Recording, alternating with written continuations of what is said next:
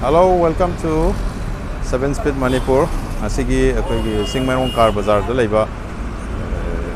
car bazaar da laga asi car bazaar gi makoi stock sing do habet myam da share tau jarake ado matham khang yengmina se ado channel se subscribe tau du yaw gari subscribe tau son yaw mathang gari ga mai leina ba content sing upload tar ko da dom da miss oi dana ba go adi how is go ngasi Chingmeirong car bazaar da laiba hasang update pijarake handak tha gi khadang kanat laiba sing do hype tare gari stock ta laiba sing do sigi i20 sigi sini ko color se koi gi gray color wai kai taw samu masu wai kai taw du ne adam gari je condition adam khara leng bodong taw manung ga pe jeng che ma je kilometer se 32,000 mukti thawre haire ko adu magi inter magi keno se inter gi koi gi magi neat and clean oi gi sang se dum phajana lai asina mai door gi loimak keno ne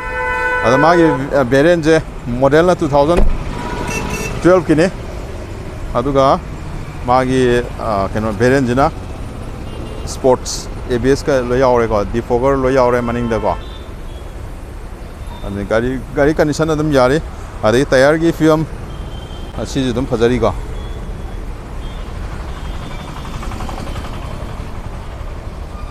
tayar gi film phajari aduga magi price demand jina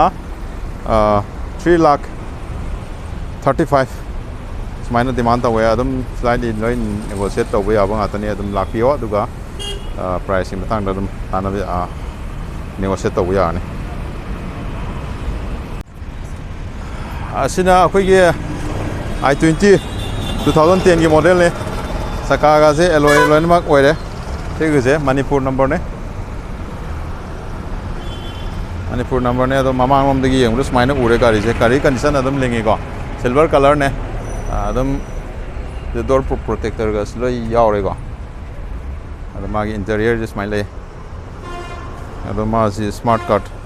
ta asta top class ni ko adagi magi interior gi design je si ni ko aduga magi kilometer je sidum ure ko 76,059 silai de gari ki condition manungi loyal set loyal leather keno ne ado magi price demand je 2,50,000 ma se ko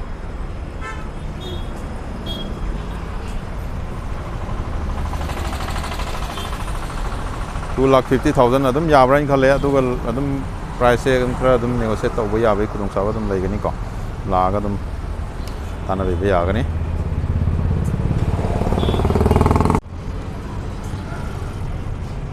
tayari condition sina i20 dugi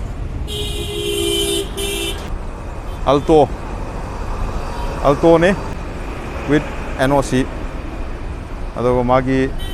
price demand je 1,65,000 aduga magi keno se model se 2010 gini adu LXI ni ko maza manung habet sangi yeng ji ko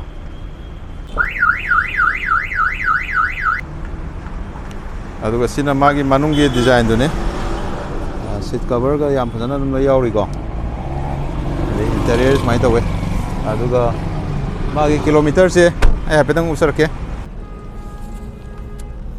aduga sidana magi kilometer se ure ko 83,531 sini magi kilometer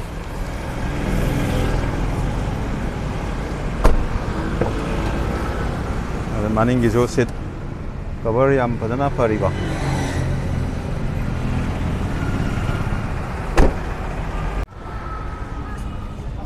si magi tayar gi condition am thina lingi ko pura ahan mu samana re sima de anima loina ma ko tayar condition ni pura ahan mu samana re somdana mo star red color da ne ko silai jare pan gi number ne ado gari se adum condition kamai tauge habe to yeng minase adagi magi sigi tire da han yengbiro gari di tire dum phari aduga magi manung dom sangaga kamai tawge habdo yengsi ko sine manung je sina kitang koi nan ba tawna tawge habi tare ko adu sige magi keno da habi yengche kilometer se mana 5 kilometer sida ure ko 57652 57652 kilometer ado sidadi leathers kenodi oidre ma fabric na oina seat cover se ko tawre ko adum manung su dum kitang nal hele sinadi ko aduga maning seat su smai tawi ko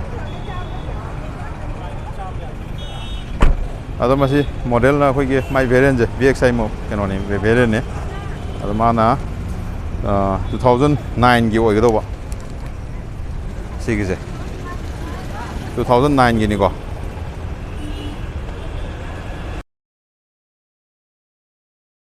aduga sina 2012 ki model ne si sport ni ko gray color ne amot pa yam khang ga do ba gari ne ada maning gi defogger ga lo yaure ari wiper su yaure ko ada magi price demand je 2,35,000 manung interior dum na le ko premium oi seat adum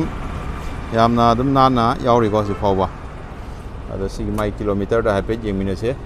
kilometer je 57520 ko hajik leiba mai keno Baino power ne aduga magi tire gi condition